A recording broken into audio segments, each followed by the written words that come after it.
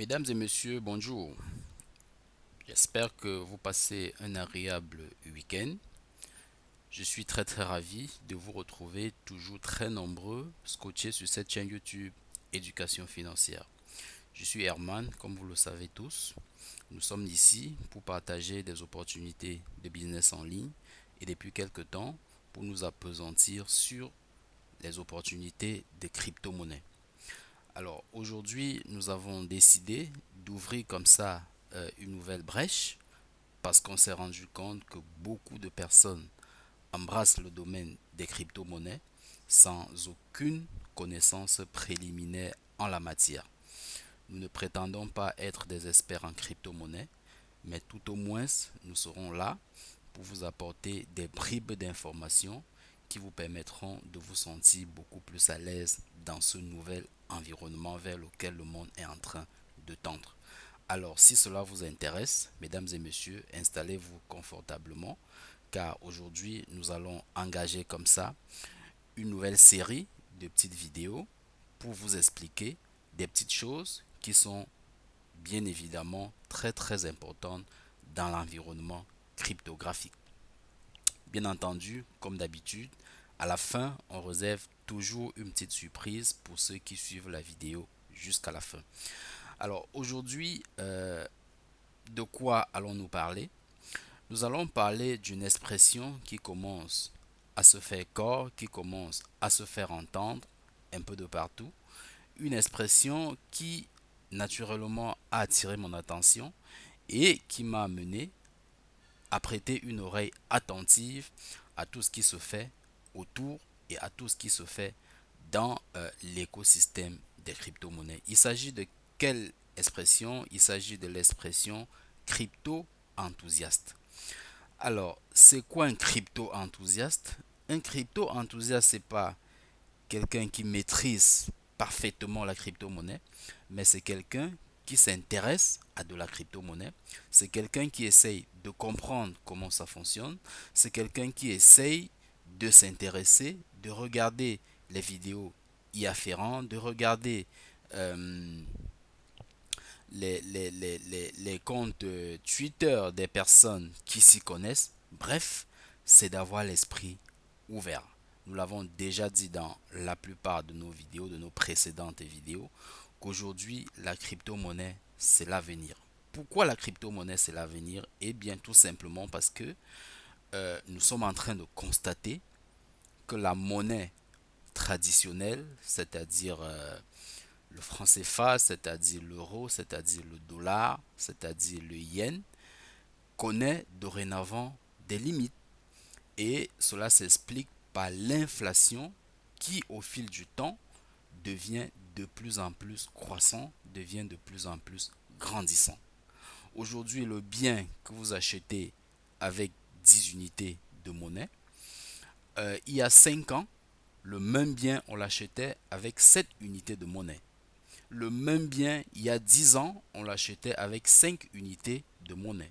Ça veut dire qu'en 10 ans, si vous prêtez une oreille attentive, si vous êtes un observateur averti, vous allez vous rendre compte que euh, la monnaie que vous possédez, ou bien la monnaie qui a cours légal là où vous êtes, a perdu pratiquement 50% de la valeur.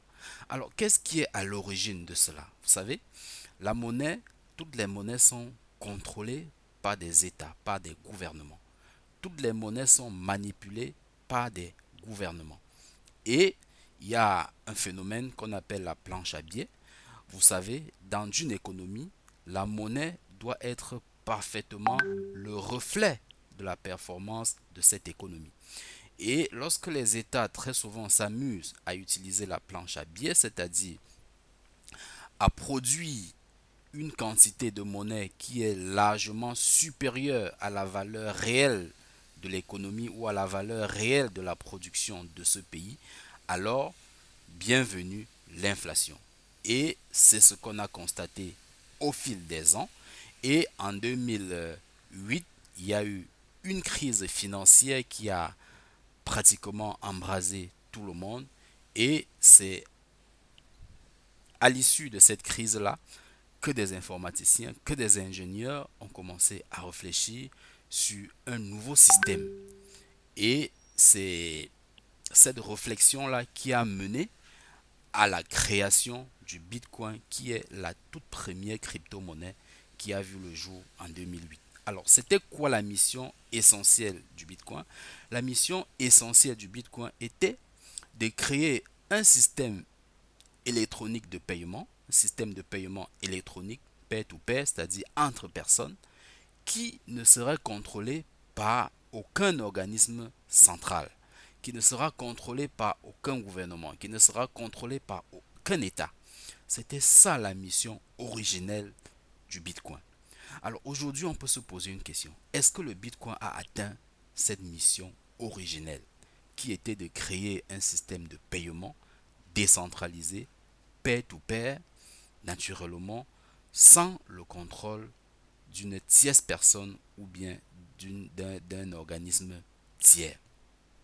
Alors la réponse d'emblée, elle est non, pour répondre par la négative. Pourquoi? Tout simplement parce que le Bitcoin en lui-même, bien évidemment, était une innovation technologique, mais cette technologie a été tellement complexe ou bien complexifiée au point où beaucoup de personnes y ont accès. Déjà de par le supply chain, on a programmé le Bitcoin à 21 millions de pièces. Donc il n'y aura pas plus de 21 millions de pièces de Bitcoin qui pourront circuler dans le monde. Ça, c'est déjà un supply chain qui est assez limité. Ensuite, pour accéder au Bitcoin, pour miner du Bitcoin, il faut avoir des appareils ou bien des équipements assez sophistiqués qui coûtent énormément cher. Donc, l'accessibilité a été un problème. Au niveau de la rapidité des transactions, là également, il y a encore un problème. Les opérations en Bitcoin ne se font pas de manière instantanée. En fonction de la fluidité de la blockchain, vous pouvez attendre 15 minutes, 20 minutes, 30 minutes, voire 1 heure de temps, ça dépend. Donc voilà là quelques lacunes qui ont fait que à ce jour, le Bitcoin n'a pas pu accomplir sa mission. Et quand je dis le Bitcoin et tous les autres altcoins qui ont suivi la création du Bitcoin. Il faut rappeler qu'au jour d'aujourd'hui, il y a pratiquement plus des milliers de cryptos qui ont vu le jour et qui existent sur des échangeurs. Alors, cette mission première ayant échoué, qu'est-ce qu'on a observé? On a donc observé que le Bitcoin, au lieu d'être véritablement une crypto-monnaie, c'est-à-dire un actif numérique avec lequel on peut acheter des biens et des services, le Bitcoin est devenu un crypto-actif. C'est-à-dire que un actif numérique qu'on le met sur des échangeurs et on l'utilise comme un instrument de spéculation. On l'utilise comme un instrument de conservation de la valeur. Voilà ce à quoi a été réduit le Bitcoin et toutes les autres crypto-monnaies qu'on peut observer sur le marché au jour d'aujourd'hui. Donc, voilà pourquoi en 2019, il y a donc le docteur Kokalis qui a réfléchi au vu de ses déclarations. Il dit qu'il est dans l'environnement de la crypto-monnaie bien avant la création du Bitcoin. Ça veut dire que c'est quelqu'un qui s'y connaît parfaitement. Il a étudié toutes les lacunes du Bitcoin. Je viens d'en évoquer quelques-unes seulement, mais il y en a plusieurs. Il les a étudiées et si vous lisez le white paper du Bitcoin et le white paper du projet Pi, vous allez constater que Pi est là pour corriger l'échec du Bitcoin. Donc, au jour d'aujourd'hui, on constate que beaucoup de personnes mettent la pression, se demandent pourquoi Pi n'est pas encore dans les échangeurs. Alors, la mission de Pi, c'est pas d'aller sur les échangeurs. Tout simplement parce que Pi n'est pas là pour être un crypto actif, c'est-à-dire pour être un bien qu'on doit revendre contre de l'argent ou qu'on doit revendre contre d'autres biens. Non. Pi est là pour être de la monnaie.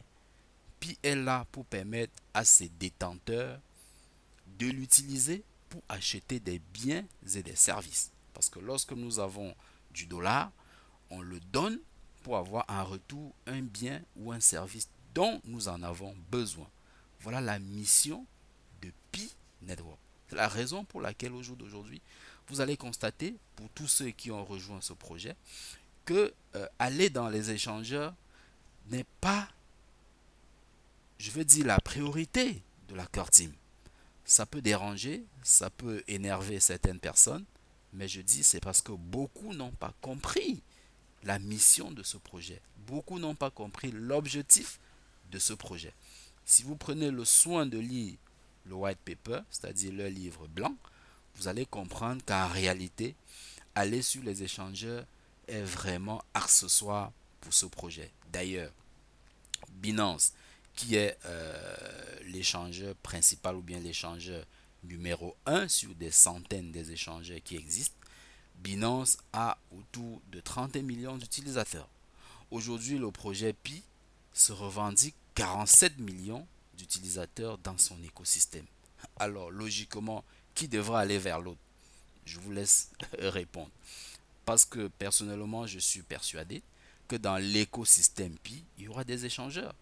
Donc Pi n'aura pas besoin de sortir de son écosystème pour aller nécessairement dans un autre échangeur. Ces autres échangeurs, pour des questions de visibilité, viendront à Pi, viendront chercher Pi. Parce qu'aujourd'hui, lorsque vous créez votre projet de crypto, naturellement, vous vous empressez d'aller sur Binance, d'aller sur Kucoin, etc. Parce que vous voulez avoir de la visibilité. Naturellement, c'est ça. Et d'ailleurs, c'est pas gratuit. Il faut payer pour aller dans ces échangeurs. Donc, mes très chers abonnés de cette chaîne, je vous invite à ne surtout pas rater ces petits échanges que nous présenterons pour vous montrer là où on tend, pour vous montrer le rôle et pour vous montrer l'impact des crypto-monnaies. Ça, c'est la mission de Pi. Mais il ne faut pas vous limiter à Pi parce que, souvenez-vous, depuis 2019, Pi est phare à se faire miner sur un smartphone et naturellement, il y a d'autres projets qui sont en train de suivre cette même lancée, sans toutefois avoir la prétention de vouloir faire exactement ce que Pi est en train de faire, mais il faut dire que Pi a ouvert une nouvelle piste, Pi a ouvert une nouvelle brèche. Donc, sur cette chaîne, vous allez constater qu'on a beaucoup d'autres projets. On a Aviv, on a OpenCure. Et puis, je crois depuis hier, on a Ice qui a lancé et qui est aussi en train de se frayer son bonhomme de chemin. Donc, tous ces projets-là ont chacun sa spécificité, ont chacun sa particularité. Et je vous invite personnellement à vous abonner à leur page YouTube, à leur page Facebook, à leur page Twitter pour comprendre comment ces projets-là sont en train d'évoluer, pour comprendre comment, quelle est la technologie que chacun de ces projets est en train de mettre en œuvre. Pourquoi? Parce que on en a marre de la centralisation. On en a marre de la centralisation. Le leitmotiv de la crypto-monnaie, c'est la décentralisation. Merci une fois de plus pour votre bienveillante attention. Vous avez compris pourquoi il faut être un crypto enthousiaste. C'était le but de cette vidéo. Et si cela vous intéresse, n'hésitez pas de mettre un petit commentaire, de mettre un petit mot en commentaire. Si vous avez un sujet de la crypto-monnaie, si vous avez une notion que vous voulez qu'on explique, naturellement, laissez-nous un petit message en commentaire. On parlera des wallets, des différents types de wallets, comment sécuriser son wallet. Il y aura des sujets comme ça que nous allons aborder. On parlera de beaucoup d'autres choses dans cet environnement pour vous permettre, surtout à vous qui avez découvert la crypto-monnaie à travers le projet Pi, mesdames et messieurs, restez scotchés sur cette chaîne. Vous ne serez pas déçus. Le projet ICE a été lancé, je dis bien hier, donc nous sommes les toutes premières personnes à rejoindre ce projet.